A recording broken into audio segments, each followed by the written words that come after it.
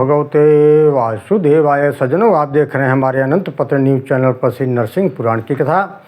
अब आज के कथा का प्रसंग है भक्त के लक्षण है और हारित मुनि का जो है कथा है और ब्राह्मण धर्म की वर्णन किए हैं हारित मुनि जी। सीधा चलते हैं कथा के तरफ से।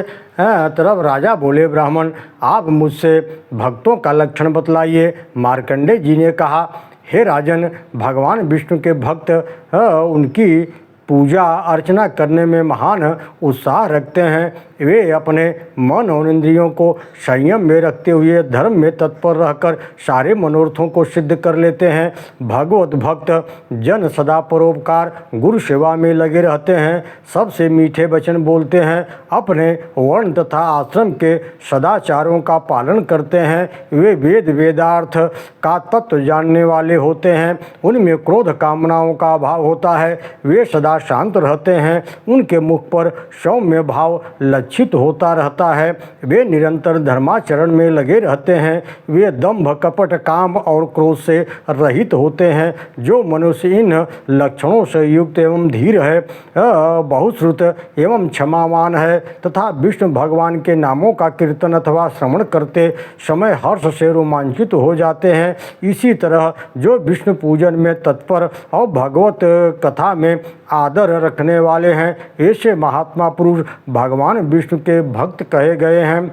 राजा बोले, हे विद्वान मेरे गुरु, आपने अभी कहा है कि आप अपने वर्ण आश्रम के धर्म में लगे रहते हैं। वे विष्णु भक्त हैं। अतः आप कृपा करके वर्णों और आश्रमों के धर्म बताइए जिनके पालन करने से भगवान नरसिंह संतुष्ट हो जाते हैं। मार्कंडेय जी ने कहा, इस विषय में मुनियों के साथ महात्मा हारित ऋषि का संवाद हुआ था। मैं तुम्हें उनके समक्ष वर्णन करूंगा। एक समय की बात है, धर्म का तत्व जानने की इच्छा वाले मुनियों ने एक जगह आसन पर आसीन धर्म तत्व वेत्ता और महात्मा हारित ऋषि के पास जाकर के कहा कि भगवान, आप समस्त धर्मों के ज्ञाता और प्रवर्तक हैं। आप हम लोगों से वर्ण और आश्रमों के संबंध रखने वाले सनातन धर्म का वर्णन कीजिए। महात्मा हारित जी बोले, पूर्व काल में जगत सृष्टा भगवान नारायण जल के ऊपर शेषनाग की शैया पर लक्ष्मी जी के साथ शयन करते थे। शयन काल में ही उन भगवान की नाभ से दिव्य कमल प्रकट हुआ। उस कमल कोश में वेद वेदांगों के ज्ञान से विभूषित ब्रह्मा जी प्रकट हुए। ब्रह्मा जी ने सृष्टि के लिए भगवान नारायण की आज्ञा होने पर सर्वप्रथम ब्राह्मणों को ही अपने मुख से प्रकट किया, फिर क्षत्रियों को बाहुओं से और वैश्यों को जंघों से और इसके बाद शूद्रों की उत्पत्ति की। फिर ब्रह्मा जी ने क्रमशः उन्हीं ब्राह्मणादि वर्णों के धर्म का उपदेश करने वाले शास्त्र वर्णों का मर्यादा वर्णित किया।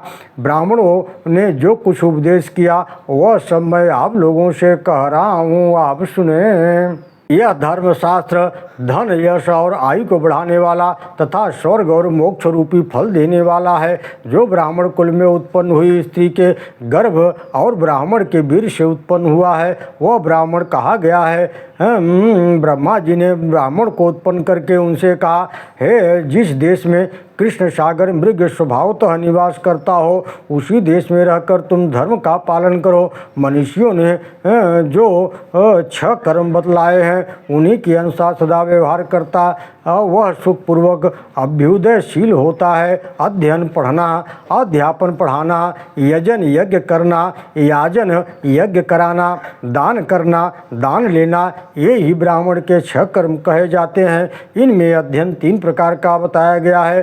पहला धर्म के लिए, दूसरा धन के लिए, तीसरा अपनी सेवा कराने के लिए।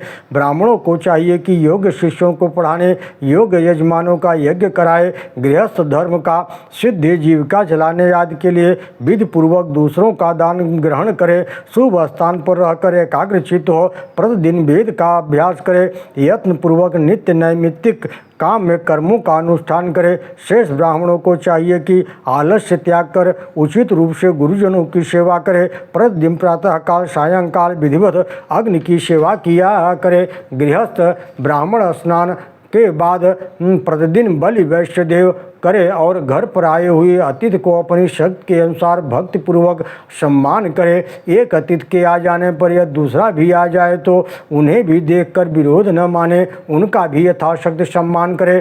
सदा अपनी ही स्त्री में अनुराग रखे, दूसरे की स्त्री में संपर्क में से दूर रहे। सदा सत्य बोले, क्रोध न करे, अपने धर्म का पालन करता रहे। अपने नैतिक आदि कर्म समय प्राप्त होने पर प्रमाद न करे, जिससे परलोक न बिगड़े। ऐसी सत्य प्रिय और हितकारिणी वाणी बोले। जो ब्राह्मण इस प्रकार अपने धर्म का पालन करता है वह नित्य ब्रह्मधाम सत्यलोक को प्राप्त हो जाता है। ओम नमो भगवते वासुदेवाय।